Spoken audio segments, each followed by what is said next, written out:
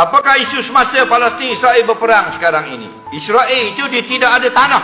Pakatan Yahudi Nasara lah yang menghadiahkan tanah umat Islam Palestin kepada Yahudi laknatullah. Lepas perang dunia yang pertama, dalam keadaan dirampas tanah umat Islam. Kerana orang Yahudi berpindah randah macam nomad. Ada duduk di Poland, ada duduk di Jerman, ada duduk di Itali, ada duduk di Greece, ada duduk di Malta, ada duduk di Bulgaria, ada duduk di Belarus, ada duduk di Poland, ada duduk di Latvia, rata Eropah, tak ada negara. Lepas perang dunia pertama, mereka ambil tanah, rapah tanah bumi Palestin, beri Israel duduk. Jadi sampai sekarang dalam fiqh Islam, apabila tanah air umat Islam diambil, dirampas oleh orang kafir, wajib berjihad sampai mati. Itu berjihad umat Palestin sampai sekarang. Kita ni tak faham. Benda perang mau bodoh. Membaca Quran dah. Mung tu bodoh. Allah suruh berperang, mempertahankan nikmat tanah air umat Islam. Benar kalau suku kira.